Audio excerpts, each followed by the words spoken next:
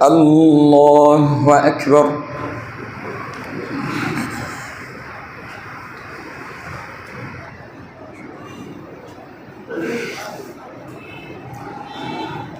الحمد لله رب العالمين الرحمن الرحيم مالك يوم الدين إياك نعبد وإياك نستعين اهدنا الصراط المستقيم صراط الذين أنعمت عليهم غير المغضوب عليهم ولا الضالين.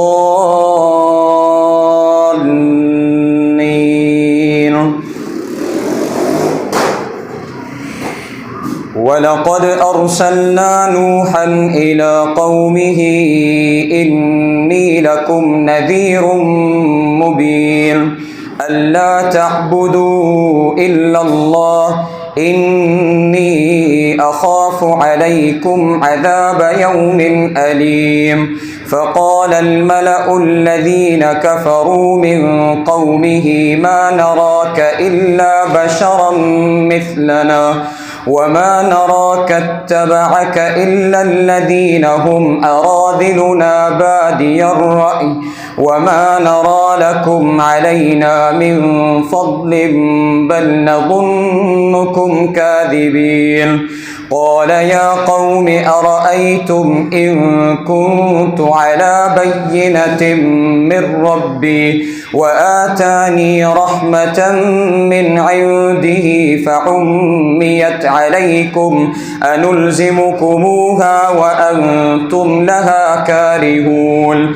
ويا قوم لا أسألكم عليه مالا إن أجري إلا على الله وما أنا بطارد الذين آمنوا إنهم ملاقو ربهم ولكني أراكم قوما تجهلون.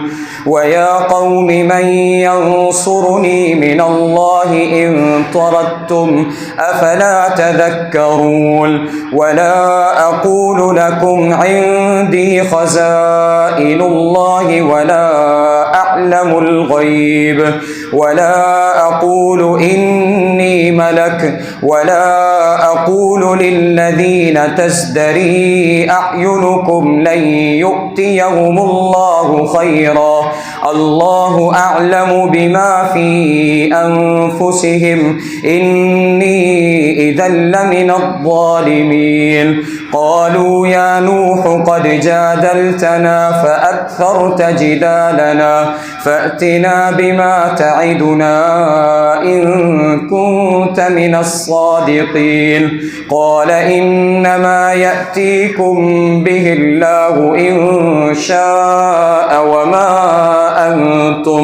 وما أنتم بمعجزين ولا ينفعكم نصحي إن أردت أن أنصح لكم إن كان الله يريد أن يغويكم هو ربكم وإليه ترجعون. أم يقولون افتراه قل إن افتريته فعلي إجرامي وأنا بريء مما تجرمون. وأوحي إلى نوح أنه لن يؤمن من قومك إلا من قد آمن فلا تبتئس بما كانوا يفعلون. واصنع الفلك بأعيننا ووحينا ولا تخاطبني في الذين ظلموا إنهم مغرقون. ويصنع الفلك وكلما مر عليه ملأ من قومه سخروا منه قال إن تسخروا منا فإنا نسخر منكم كما تسخرون. فسوف تعلمون من يأتيه عذاب يخزيه ويحل عليه عذاب مقيم. حتى إذا جاء أمرنا وفارت النور قل نحمل فيها من كل زوجين اثنين وأهلك إلا من سبق عليه القول وما آمن معه إلا قليل. وقال اركبوا فيها بسم الله مجريها ومرساها إن ربي لغفور رحيم. وهي تجري بهم في موج كالجبال ونادى نوح ابنه وكان في معزل يا بني اركب معنا ولا تكن مع الكافرين. قال سآوي إلى جبل يعصمني من الماء قال لا عاصم اليوم من أمر الله إلا من رحم وحال بينهما الموج فكان من المغرقين. وقيل يا أرض ابلعي ماءك ويا سماء أقلعي وغيض الماء وقضي الأمر واستوت على الجودي وقيل بعدا للقوم الظالمين. ونادى نوح ربه فقال رب إن ابني من أهلي وإن وعدك الحق وأنت أحكم الحاكمين. قال يا نوح إنه ليس من أهلك إنه عمل غير صالح فلا تسألني ما ليس لك به علم إني أعظك أن تكون من الجاهلين. قال رب إني أعوذ بك أن أسألك ما ليس لي به علم وإلا تغفر لي وترحمني أكن من الخاسرين. قيل يا نوح اهبط بسلام منا وبركات عليك وعلى ممن معك وأمم سنمتعهم ثم يمسهم منا عذاب أليم. تلك من أنباء الغيب نوحيها إليك ما كنت تعلمها أنت ولا قومك من قبل هذا فاصبر إن العاقبة للمتقين. وإلى عاد أخاهم هودا قال يا قوم اعبدوا الله ما لكم من إله غيره إن أنتم إلا مفترون. يا قوم لا أسألكم عليه أجرا إن أجري إلا على الذي فطرني أفلا تعقلون. ويا قوم استغفروا ربكم ثم توبوا إليه يرسل السماء عليكم مدرارا ويزدكم قوة إلى قوتكم ولا تتولوا مجرمين. قالوا يا هود ما جئتنا ببينة وما نحن بتاركي آلهتنا عن قولك وما نحن لك بمؤمنين إن نقول إلا اعتراك بعض آلهتنا بسوء. قال إني أشهد الله واشهدوا أني بريء مما تشركون من دونه فكيدوني جميعا ثم لا تنظرون. إني توكلت على الله ربي وربكم ما من دابة إلا هو آخذ بناصيتها إن ربي على صراط مستقيم. فإن تولوا فقد أبلغتكم ما أرسلت به إليكم ويستخلف ربي قوما غيركم ولا تضرونه شيئا إن ربي على كل شيء حفيظ. ولما جاء أمرنا نجينا هودا والذين آمنوا معه برحمة منا ونجيناهم من عذاب غليظ.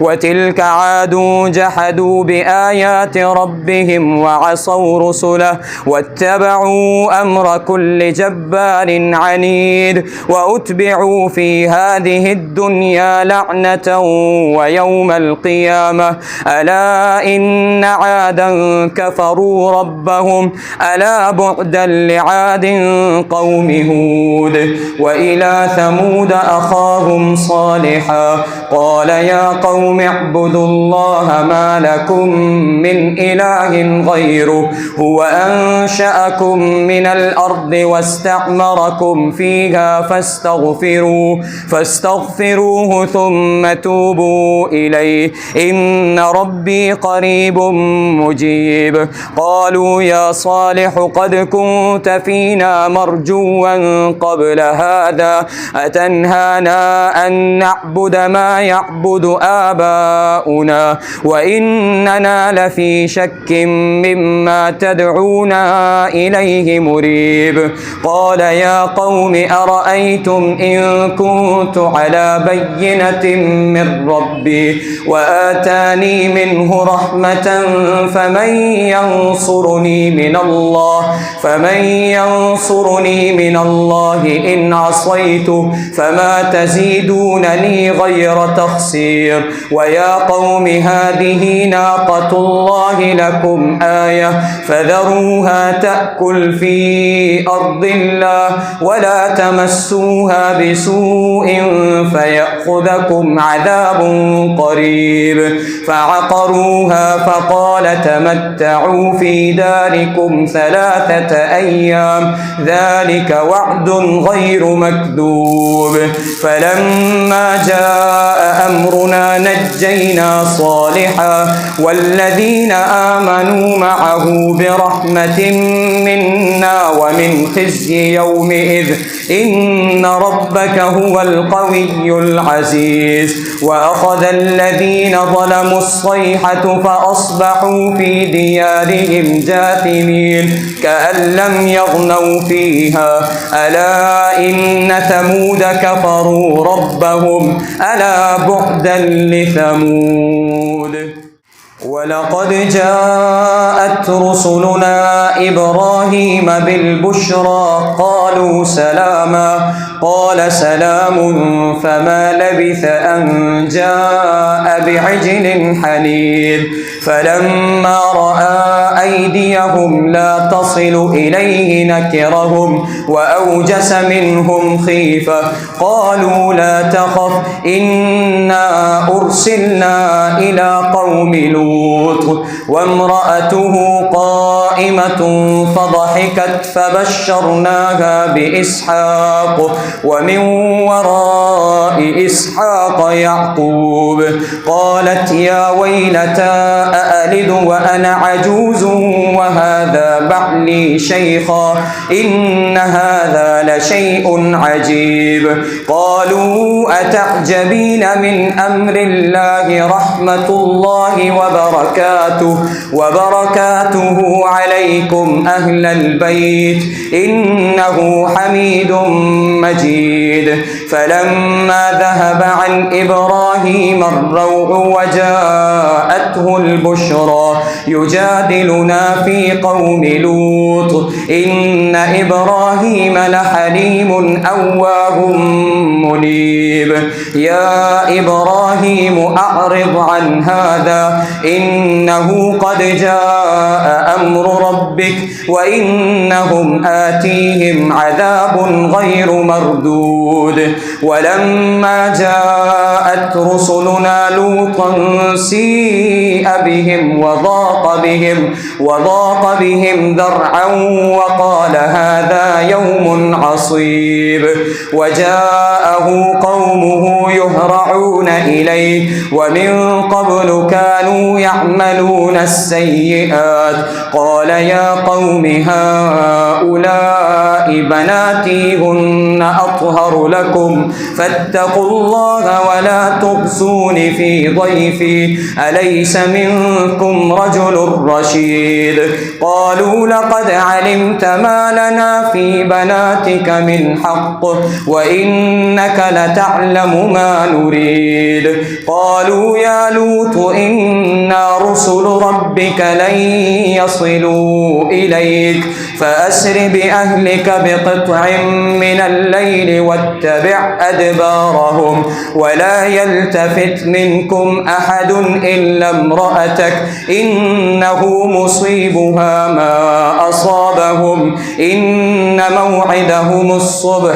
أليس الصبح بقريب فلما جاء أمرنا جعلنا عاليها سافلها وأمطرنا عليها حجارة من سجيل منضود مسومة عند ربك وما هي من الظالمين ببعيد وإلى مدين أخاهم شعيبا قال يا قوم اعبدوا الله ما لكم من إله غيره ولا تنقصوا المكيال والميزان إني أراكم بخير وإني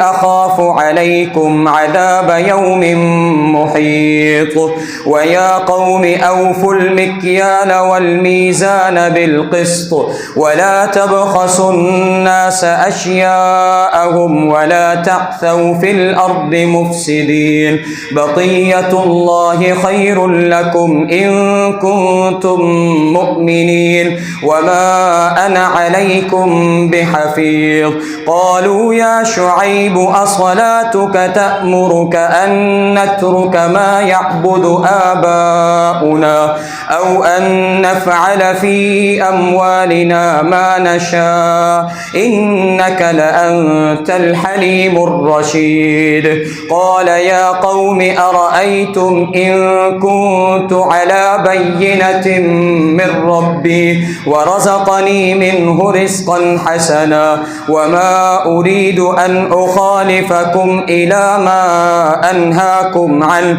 إن أريد إلا الإصلاح ما استطعت وما توفيقي إلا بالله عليه توكلت وإليه أنيب ويا قوم لا يجرمنكم شقاقي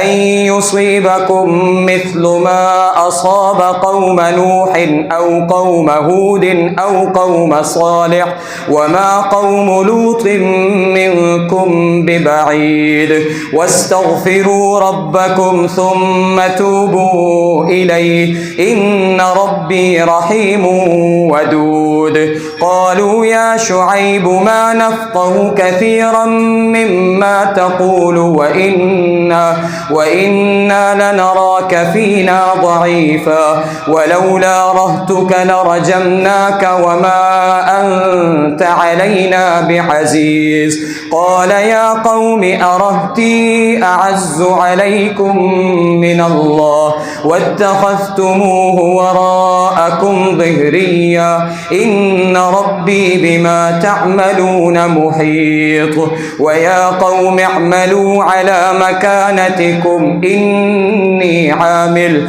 سوف تعلمون من يأتيه عذاب يخزيه ويحل عليه عذاب مقيم من يأتيه عذاب يخزيه ومن هو كاذب وارتقبوا إني معكم رقيب ولما جاء أمرنا نجينا شعيبا والذين آمنوا معه برحمة منا ومن خزي يومئذ إن ربك هو القوي العزيز وأخذ الذين ظلموا الصيحة فأصبحوا في ديارهم جاثمين كأن لم يغنوا فيها ألا بعدا لمدين كما بعدت ثمود. قد أرسلنا موسى بآياتنا وسلطان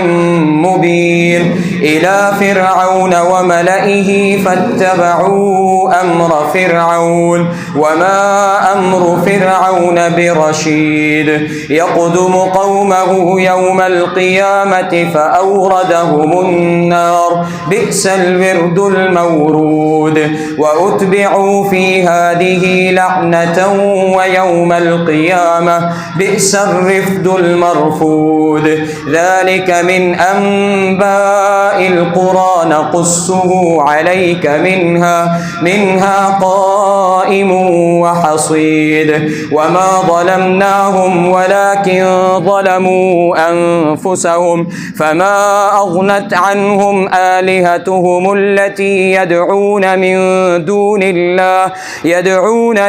دون الله من شيء لما جاء أمر ربك وما زادوهم غير تتبيب وكذلك أخذ ربك إذا أخذ القرى وهي ظالمة إن أخذه أليم شديد إن في ذلك لآية لمن خاف عذاب الآخرة ذلك يوم مجموع له الناس وذلك يوم مشهود وما نؤخره إلا لأجل معدود يوم يأتي لا تكلم نفس إلا بإذنه فمنهم شقي وسعيد فأما الذين شقوا ففي النار لهم فيها زفير وشهيق خالدين فيها ما دامت السماوات والأرض إلا ما شاء ربك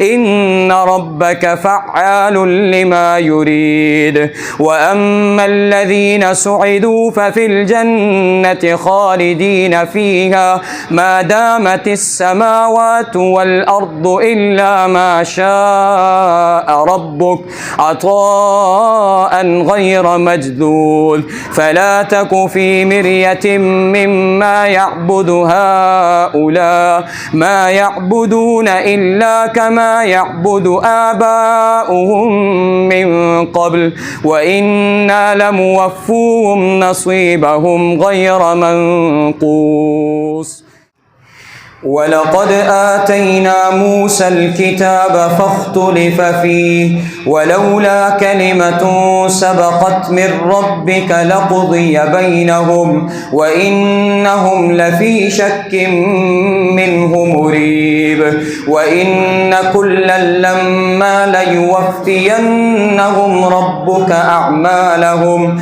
إنه بما يعملون خبير فاستقم كما أمرت ومن تاب معك ولا تطغوا إنه بما تعملون بصير ولا تركنوا إلى الذين ظلموا فتمسكم النار وما لكم من دون الله من أولياء ثم لا تنصرون وأقم الصلاة طرفي النهار وزلفا من الليل إن الحسنات يذهبن السيئات ذلك ذكرى للذاكرين واصبر فإن الله لا يضيع أجر المحسنين فلولا كان من القرون من قبلكم أولو بقية ينهون عن الفساد في الأرض إلا قليلا ممن أنجينا منهم واتبع الذين ظلموا ما أترفوا فيه وكانوا مجرمين وما كان ربك ليهلك القرى بظلم وأهلها مصلحون ولو شاء ربك لجعل الناس أمة ولا يزالون مختلفين إلا من رحم ربك ولذلك خلقهم وتمت كلمة ربك لأملأن جهنم من الجنة والناس أجمعين وكلا نقص عليك من أنباء الرسل ما نثبت به فؤادك وجاءك في هذه الحق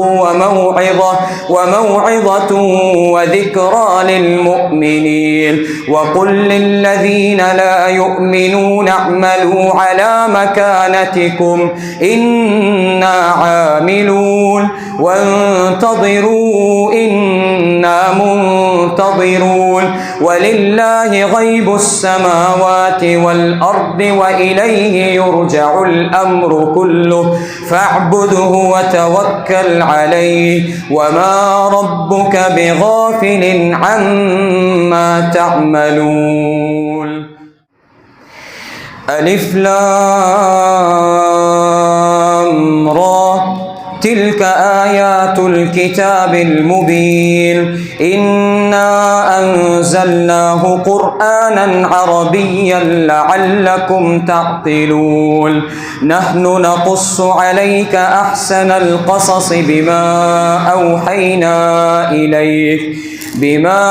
أوحينا إليك في هذا القرآن وإن كنت من قبله لمن الغافلين إذ قال يوسف لأبيه يا أبت إني رأيت 11 كوكبا والشمس والقمر رأيتهم لي ساجدين قال يا بني لا تقصص رؤياك على إخوتك فيكيدوا لك كيدا إن الشيطان للإنسان عدو مبين وكذلك يجتبيك ربك ويعلمك من تأويل الأحاديث ويتم نعمته عليك وعلى آل يعقوب كما أتمها على أبويك من قبل إبراهيم وإسحاق إن ربك عليم حكيم لقد كان في يوسف وإخوته آيات للسائلين إذ قالوا ليوسف وأخوه أحب إلى أبينا منا ونحن عصبة إن أبانا لفي ضلال مبين اقتلوا يوسف أو اطرحوه أرضا يخل لكم وجه أبيكم وتكونوا من بعده قوما صالحين قال قائل منهم لا تقتلوا يوسف وألقوه في غيابة الجب يلتقطه بعض السيارة إن كنتم فاعلين قالوا يا أبانا ما لك لا تأمنا على يوسف وإنا له لناصحون أرسله معنا غدا يرتع ويلعب وإنا له لحافظون قال إني ليحزنني أن تذهبوا به وأخاف أن يأكله الذئب وأنتم عنه غافلون قالوا لئن أكله الذئب ونحن عصبة إنا إذا لخاسرون فلما ذهبوا به وأجمعوا أن يجعلوه في غيابة الجب وأوحينا إليه لتنبئنهم بأمرهم هذا وهم لا يشعرون وجاءوا أباهم عشاء يبكون قالوا يا أبانا إنا ذهبنا نستبق وتركنا يوسف عند متاعنا فأكله الذئب وما أنت أنت بمؤمن لنا ولو كنا صادقين. وجاءوا على قميصه بدم كذب قال بل سولت لكم أنفسكم أمرا فصبر جميل والله المستعان على ما تصفون. وجاءت سيارة فأرسلوا واردهم فأدلى دلوه قال يا بشرى هذا غلام وأسروه بضاعة والله عليم بما يعملون. وشروه بثمن بخس دراهم معدودة وكانوا فيه من الزاهدين. وقال الذي اشتراه من مصر لامرأته أكرمي مثواه عسى أن ينفعنا أو نتخذه ولدا وكذلك مكنا ليوسف في الأرض ولنعلمه من تأويل الأحاديث والله غالب على أمره ولكن أكثر الناس لا يعلمون. ولما بلغ أشده آتيناه حكما وعلما وكذلك نجزي المحسنين. وراودته التي هو في بيتها عن نفسه وغلقت الأبواب وقالت هيت لك قال معاذ الله إنه ربي أحسن مثواي إنه لا يفلح الظالمون. ولقد همت به وهم بها لولا أن رأى برهان ربه كذلك لنصرف عنه السوء والفحشاء إنه من عبادنا المخلصين. واستبق الباب وقدت قميصه من دبر وألف يا سيدها لدى الباب قالت ما جزاء من أراد بأهلك سوءا إلا أن يسجن أو عذاب أليم. قال هي راودتني عن نفسي وشهد شاهد من أهلها إن كان قميصه قد من قبل فصدقت وهو من الكاذبين وإن كان قميصه قد من دبر فكذبت وهو من الصادقين. فلما رأى قميصه قد من دبر قال إنه من كيدكن إن كيدكن عظيم. يوسف أعرض عن هذا واستغفري لذنبك إنك كنت من الخاطئين.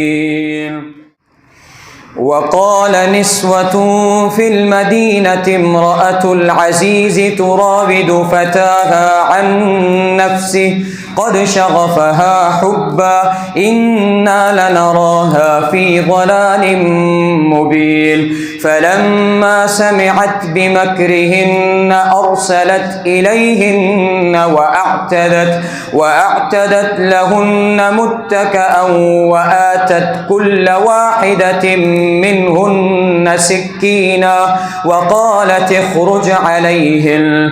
فلما رأينه أكبرنه وقطعن أيديهن وقلن حاش لله ما هذا بشرا إن هذا إلا ملك كريم. قالت فذلكن الذي لمتنني فيه ولقد راودته عن نفسه فاستعصم ولئن لم يفعل ما آمره ليسجنن وليكون من الصاغرين. قال رب السجن أحب إلي مما يدعونني إليه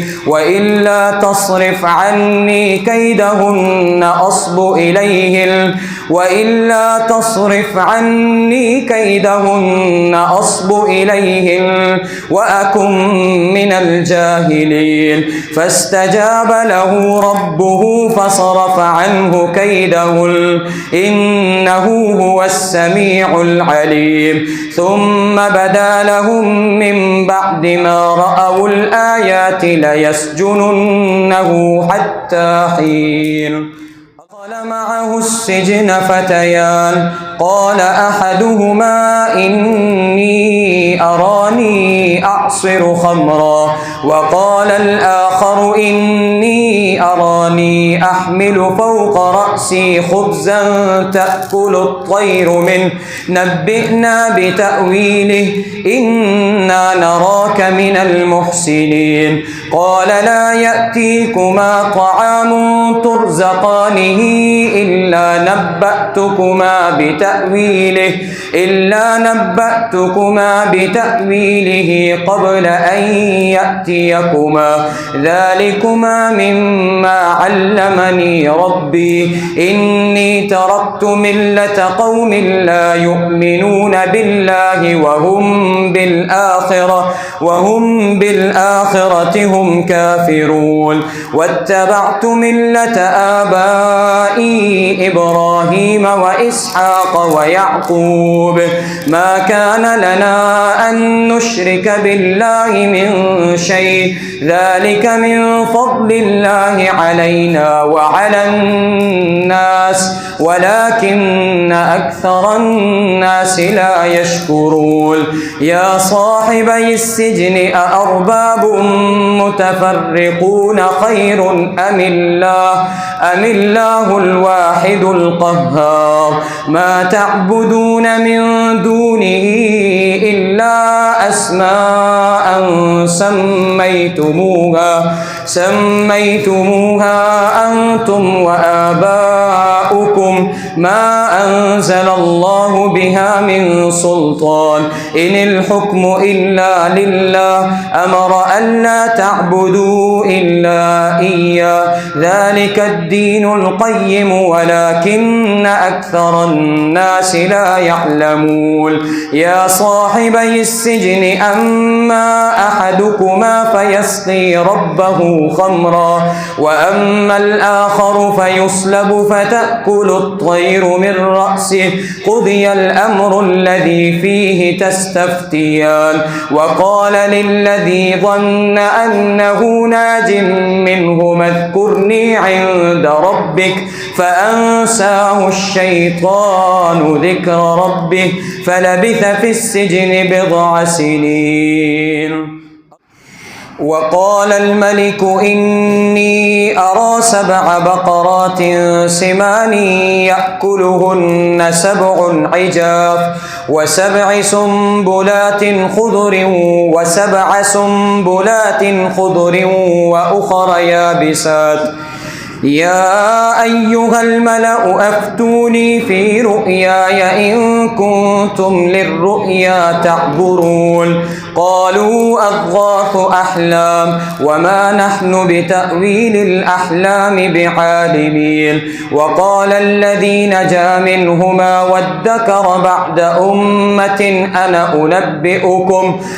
أنبئكم بتأويله فأرسلون يوسف أيها الصديق أفتنا في 7 بقرات سمان يأكلون 7 عجاف و7 سنبلات خضر وأخر يابسات لعلي أرجع إلى الناس لعلهم يعلمون قال تزرعون 7 سنين دأبا فما حصدتم فذروه في سنبله إلا قليلا مما تأكلون ثم يأتي من بعد ذلك 7 شداد يأكلن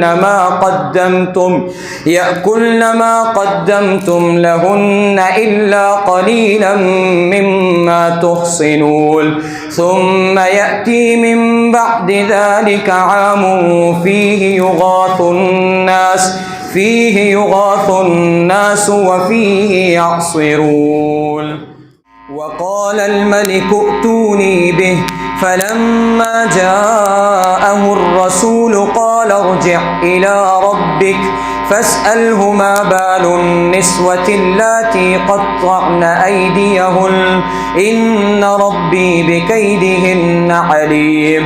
قال ما خطبكن إذ راوتن يوسف عن نفسه قلن حاش لله ما علمنا عليه من سوء. قالت امرأة العزيز الآن حصحص الحق أنا راودته عن نفسه وإنه لمن الصادقين ذلك ليعلم أني لم أخنه بالغيب وأن الله لا يهدي كيد الخائنين. وما أبرئ نفسي إن النفس لأمارة بالسوء إلا ما رحم ربي إن ربي غفور رحيم. وقال الملك ائتوني به أستخلصه لنفسي فلما كلمه قال إنك اليوم لدينا مكين أمين. قال اجعلني على خزائن الأرض إني حفيظ عليم. وكذلك مكنا ليوسف في الأرض يتبوأ منها حيث يشاء نصيب برحمتنا من نشاء ولا نضيع أجر المحسنين ولأجر الآخرة خير للذين آمنوا وكانوا يتقون. إخوة يوسف فدخلوا عليه فعرفهم وهم له منكرون. ولما جهزهم بجهازهم قال ائتوني بأخ لكم من أبيكم ألا ترون أني أوفي الكيل وأنا خير المنزلين فإن لم تأتوني به فلا كيل لكم عندي ولا تقربون. قالوا سنراود عنه أباه وإنا لفاعلون. وقال لفتيانه اجعلوا بضاعتهم في رحالهم لعلهم يعرفونها إذا انقلبوا إلى أهلهم لعلهم يرجعون. فلما رجعوا إلى أبيهم قالوا يا أبانا منع منا الكيل فأرسل معنا أخانا نكتل وإنا له لحافظون. قال هل آمنكم عليه إلا كما أمنتكم على أخيه من قبل فالله خير حافظا وهو أرحم الراحمين. ولما فتحوا متاعهم وجدوا بضاعتهم ردت إليهم قالوا يا أبانا ما نبغي هذه بضاعتنا ردت إلينا ونمير أهلنا ونحفظ أخانا ونزداد كيل بعير ذلك كيل يسير. قال لن أرسله معكم حتى تؤتون موثقا من الله ومن قبل ما فرطتم في يوسف فلن أبرح الأرض حتى قال لن أرسله معكم حتى تؤتون موثقا من الله لتأتونني به إلا أن يحاط بكم. فلما آتوه موثقهم قال الله على ما نقول وكيل. وقال يا بني لا تدخلوا من باب واحد وادخلوا من أبواب متفرقة وما أغني عنكم من الله من شيء إن الحكم إلا لله عليه توكلت وعليه فليتوكل المتوكلون. ولما دخلوا من حيث أمرهم أبوهم ما كان يغني عنهم من الله من شيء إلا حاجة في نفس يعقوب قضاها وإنه لذو علم لما علمناه ولكن أكثر الناس لا يعلمون. ولما دخلوا على يوسف آوى إليه أخاه قال إني أنا أخوك فلا تبتئس بما كانوا يعملون. فلما جهزهم بجهازهم جعل السقاية في رحل أخيه ثم أذن مؤذن أيتها العير إنكم لسارقون. قالوا وأقبلوا عليهم ماذا تفقدون؟ قالوا نفقد صواع الملك ولمن جاء به حمل بعير وأنا به زعيم. قالوا تالله لقد علمتم ما جئنا لنفسد في الأرض وما كنا سارقين. قالوا فما جزاؤه إن كنتم كاذبين؟ قالوا جزاؤه من وجد في رحله فهو جزاؤه كذلك نجزي الظالمين. فبدأ بأوعيتهم قبل وعاء أخيه ثم استخرجها من وعاء أخيه كذلك كدنا ليوسف ما كان ليأخذ أخاه في دين الملك إلا أن يشاء الله نرفع درجات من نشاء وفوق كل ذي علم عليم. قالوا يا أيها العزيز إن له أبا شيخا كبيرا فخذ أحدنا مكانه إنا نراك من المحسنين. قال معاذ الله أن نأخذ إلا من وجدنا متاعنا عنده إنا إذا لظالمون.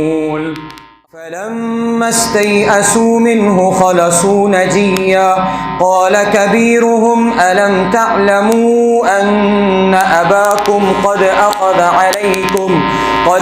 عليكم موثقا من الله ومن قبل ما فرطتم في يوسف فلن أبرح الأرض حتى يأذن لي أبي أو يحكم الله لي وهو خير الحاكمين. ارجعوا إلى أبيكم فقولوا يا أبانا إن ابنك سرق وما شهدنا إلا بما علمنا وما كنا للغيب حافظين. واسأل القرية التي كنا فيها والعير التي أقبلنا فيها وإنا لصادقون. قال بل سولت لكم أنفسكم أمرا فصبر جميل عسى الله أن يأتيني بهم جميعا إنه هو العليم الحكيم.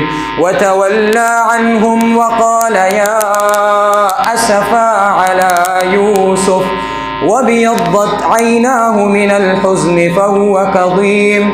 قالوا تالله تفتأ تذكر يوسف حتى تكون حرضا أو تكون من الهالكين. قال إنما أشكو بثي وحزني إلى الله وأعلم من الله ما لا تعلمون. يا بني اذهبوا فتحسسوا من يوسف وأخيه ولا تيأسوا من روح الله إنه لا ييأس من روح الله إلا القوم الكافرون. فلما دخلوا عليه قالوا يا أيها العزيز مسنا وأهلنا الضر وجئنا ببضاعة مزجاة فأوف لنا الكيل وتصدق علينا إن الله يجزي المتصدقين. قال هل علمتم ما فعلتم بيوسف وأخيه إذ أنتم جاهلون قالوا أئنك لأنت يوسف قال أنا يوسف وهذا أخي قد من الله علينا إنه من يتق ويصبر فإن الله لا يضيع أجر المحسنين قالوا تالله لقد آثرك الله علينا وإن كنا لخاطئين قال لا تثريب عليكم اليوم يغفر الله لكم وهو أرحم الراحمين اذهبوا بقميصي هذا فألقوه على وجه أبي يأت بصيرا وأتوني بأهلكم أجمعين ولما فصلت العير قال أبوهم إني لأجد ريح يوسف لولا أن تفندون قالوا تالله إنك لفي ضلالك القديم فلما أن جاء البشير ألقاه على وجهه فارتد بصيرا قال ألم أقل لكم إني أعلم من الله ما لا تعلمون قالوا يا أبانا استغفر لنا ذنوبنا إنا كنا خاطئين قال سوف أستغفر لكم ربي إنه هو الغفور الرحيم لما دخلوا على يوسف آوى إليه أبويه وقال ادخلوا مصر إن شاء الله آمنين ورفع أبويه على العرش وخروا له سجدا وقال يا أبت هذا تأويل رؤياي من قبل قد جعلها ربي حقا وقد أحسن بي إذ أخرجني من السجن وجاء بكم من البدو من بعد أن نزغ الشيطان بيني وبين إخوتي إن ربي لطيف لما يشاء إنه هو العليم الحكيم رب قد آتيتني من الملك وعلمتني من تأويل الأحاديث فاطر السماوات والأرض أنت وليي في الدنيا والآخرة توفني مسلما وألحقني بالصالحين ذلك من أنباء الغيب نوحيه إليك وما كنت لديهم إذ أجمعوا أمرهم وهم يمكرون وما أكثر الناس ولو حرصت بمؤمنين وما تسألهم عليه من أجر إن هو إلا ذكر للعالمين.